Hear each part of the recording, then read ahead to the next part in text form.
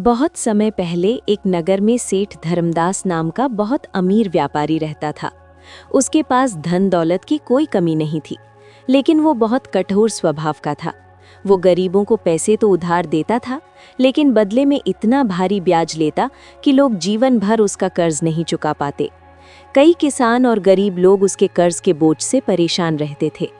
एक दिन एक गरीब किसान उसकी दुकान पर आया और बोला, सेठ जी, मेरे घर में खाने को कुछ नहीं है, कृपा करके मुझे थोड़ा उधार दे दीजिए, फसल होने पर मैं सब लौटा दूंगा। सेठ धर्मदास ने उसे पैसे तो दे दिए, लेकिन बहुत भारी ब्याज पर।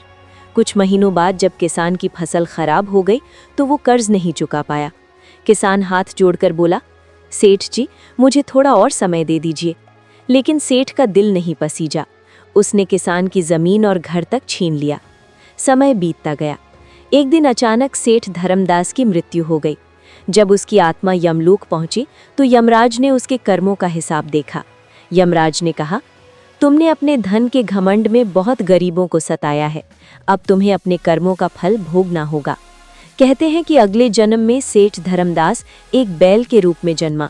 वो दिन रात खेतों में हल खींचता और भारी बोझ उठाता। संयोग से जिस किसान की जमीन उसने छीनी थी, उसी के घर वो बैल बनकर पहुंचा। किसान को पता नहीं था कि ये वही सेठ है, लेकिन बैल दिन रात मेहनत करता रहा। कई सालों तक कठिन परिश्रम करने के बाद मानो उसका कर्ज चुक गया। तभी एक दिन वो बैल शांत होकर जमीन पर लेट गया और उसकी मृत्यु हो गई।